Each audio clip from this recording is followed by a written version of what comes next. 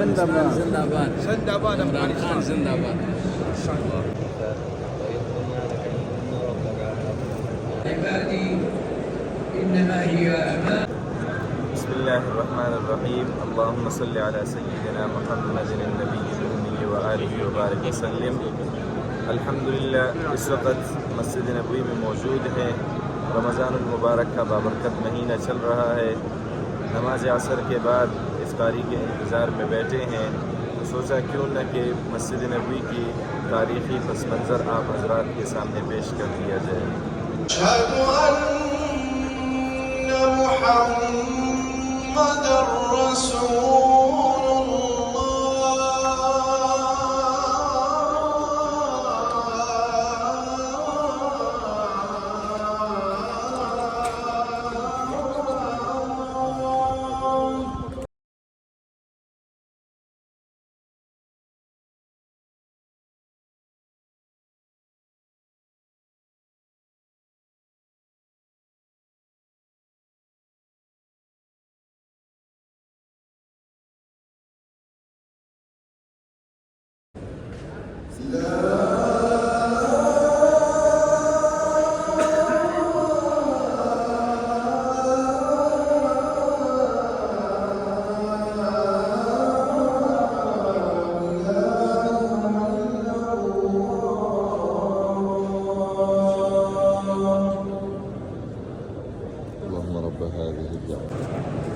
جب آن حضرت صلی اللہ علیہ وسلم نے مکہ مکرمہ سے مدینہ منورہ کی طرف ہجرت فرمایا تو قباء میں چند دن قیام فرمانے اور وہاں پہ مسجد قباء کی تعمیر فرمانے کے بعد آن حضرت صلی اللہ علیہ وسلم مدینہ منورہ تشریف لے آئے.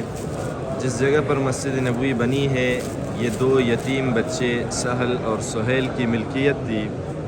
جب آن حضرت صلی اللہ علیہ وسلم نے مسجد بنانے کا تذکرہ فرمایا تو وہ دونوں بغیر کسی عوض کے اپنی خوشی سے یہ زمین دینے کو تیار تھے. لیکن آن حضرت صلی اللہ علیہ وسلم نے بلا معاوضہ زمین قبول نہیں فرمایا بلکہ اس کی قیمت ادا فرمانے کے بعد یہاں پہ مسجد نبوی کی تعمیر کی گئی اور اس تعمیر میں آن حضرت صلی اللہ علیہ وسلم بنفس نفیس خود بھی شریک رہے. چند عرصے کے بعد جب مسجد نبوی کی زمین تنگ پڑ گئی، مسلمانوں کی تعداد زیادہ ہو گئی، تو آن حضرت صلی اللہ علیہ وسلم نے اعلان فرمایا کہ ہے کوئی شخص جو مسجد نبوی کی وسعت کر دے اور مجھ سے جنت کی ضمانت لے لے. حضرت عثمان رضی اللہ تعالیٰ عنہ نے اس دور میں مسجد نبوی کی توسیع کر کے آن حضرت صلی اللہ علیہ وسلم سے جنت کی یہ ضمانت انعام میں وصول فرمایا تھا. یہ سامنے جو عمارت آپ دیکھ رہے ہیں اصل مسجد نبوی جو ابتدائی دور میں تھا وہ یہی تعمیر ہے. بعد میں مختلف ادوار حکومت میں لوگوں نے اس کے اندر مزید توسیعات کر لیے. یہ جو دوسری جانب آپ دیکھ رہے ہیں یہ سعودی حکومت کی توسیع ہے. تو اصل مسجد نبوی یہی سامنے کی عمارت ہے جو کہ آپ دیکھ سکتے ہیں. مختلف زمانے میں مختلف خلافتوں میں مختلف لوگوں نے مسجد نبوی کی تعمیر میں اپنا حصہ ڈالا تھا، لیکن حضرات صحابہ اکرام رضوان اللہ تعالی علیہ مجمعین کے بعد سب سے بڑھ کر جس نے مسجد نبوی کی تعمیر کا اہتمام کیا تھا وہ حضرت عمر ابن عبدالعزیز رحمہ اللہ تھے. ان کے بعد خلافت عثمانیہ میں بھی مسجد نبوی کی توسیع کا اہتمام کیا گیا اور اس وقت سعودی حکومت بھی مختلف جگہوں میں مختلف انداز سے توسیعات پر کام کر رہا ہے. لیکن تاریخ کے اندر مسجد نبوی کی توسیع و تعمیر میں جس ادب و احترام کا ترکوں نے لحاظ رکھا تھا اس کی مثال نہیں ملتی ہے. کہا جاتا ہے کہ خلافت عثمانیہ کے دور میں جب ترکیہ کی حکومت مسجد نبوی کو تعمیر کر رہی تھی تو انہوں نے یہ اہتمام کیا تھا کہ یہاں پہ مسجد کے اندر کلہاڑی وغیرہ کی آواز پیدا نہ ہو جائے. جتنے بھی ستون وغیرہ تراشنے پڑتے تھے، اینٹ یا پتھر تراشنے کی ضرورت ہوتی تو مسجد نبوی سے باہر کسی دور جگہ پر جا کر وہ ان کو تراش کر لاتے تھے.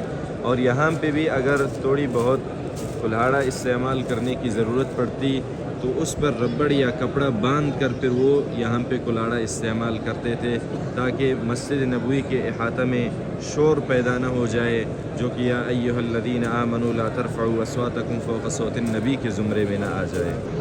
اس وقت بھی سعودی عرب مختلف توسیعات پر کام کر رہا ہے جو کہ انتہائی قابل ستائش اور قابل تحسین ہیں۔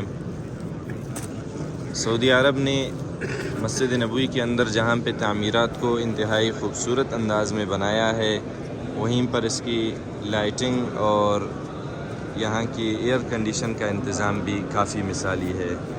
بہت سارے ایسے کام ہیں کہ جن کی داد دیے بغیر انسان نہیں رہ سکتا، البتہ ابھی بھی کچھ جگہ ایسے ہیں جہاں پہ حکومت کو مزید توجہ دینے کی ضرورت ہے۔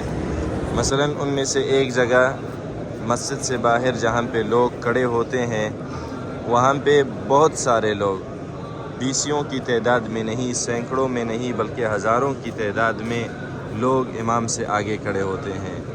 حکومت نے اتنا تو اہتمام کیا ہے کہ وہاں پہ بورڈ لگایا ہے کہ یہ جگہ امام کے برابر ہے، لیکن اگر کوئی امام سے آگے کھڑا ہوگا تو اس پہ کوئی روک ٹوک نہیں ہے، اور بہت سارے لوگوں کو وہ بورڈ دکھائی بھی نہیں دیتے ہیں۔ حالانکہ حکومت اگر چاہے تو جس طرح یہاں پہ عورتوں کے لیے الگ انتظام موجود ہے، ان کو مردوں کی صفوں سے الگ کر دیا جاتا ہے، یہی انتظام ان لوگوں کے لیے بھی ہو سکتی ہے جو امام سے آگے کھڑے ہوتے ہیں، لیکن اس معاملے میں کافی سستی نظر آتی ہے۔ سامنے آپ اصل مسجد نبوی کی ایک خوبصورت منظر دیکھ سکتے ہیں، اور اوپر گنبد خضرا کا ایک نہایت حسین منظر، جس کے نیچے سیدھ میں آن حضرت صلی اللہ علیہ وسلم اور حضرات شیخین رضی اللہ عنہما آرام فرما رہے ہیں۔ اس کے ساتھ میں یہ جو سفید گنبد آپ کو نظر آ رہی ہے، یہ گنبد چاندی سے بنایا گیا ہے، جو کہ مسجد کے لیے ایک علامت کے طور پر موجود ہے۔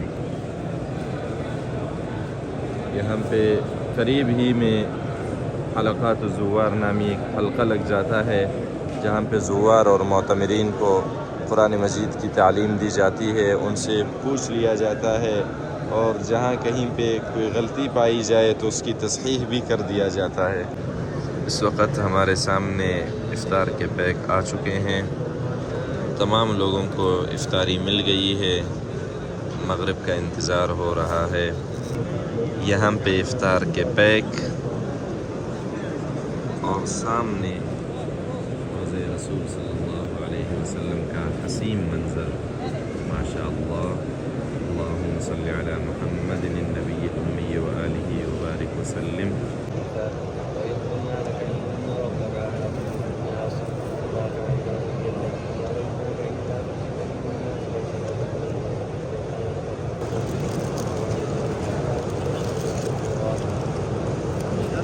شکراً۔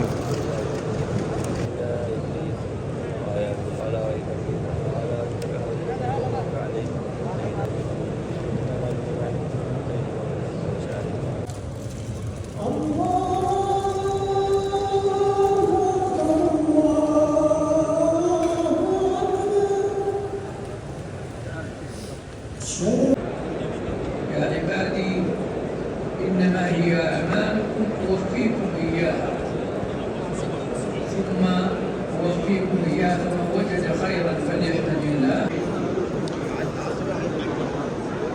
افطاری کے بعد یہاں پہ مختلف جگہوں پہ مختلف قسم کی چائے تقسیم ہوتی ہے، کہیں پہ دودھ کی چائے، کہیں پہ سلیمانی چائے، کہیں پہ زنجبیل کی چائے، کہیں پہ انار کی چائے، مختلف قسم کی چائے ہوتی ہے۔ اپنے اپنے طریقوں سے لوگ یہاں پہ آنے والے مہمانوں کا اکرام کرتے ہیں، فجزاہم اللہ خیرا۔ یہاں پہ ایک بھائی صاحب کے پاس چائے پینے آئے ہیں۔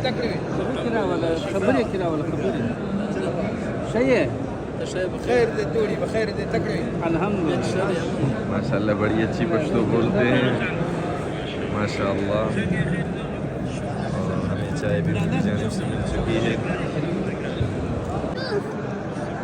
روضہ رسول کا حسین منظر سامنے ہے، ہاتھ میں انار کی چائے اور وقت افطاری کے بعد تراویح کے انتظار میں. اللہ تعالیٰ آپ سب کو بھی ایسا مسرت اور پرور ماحول بار بار دیکھنا نصیب فرمائے.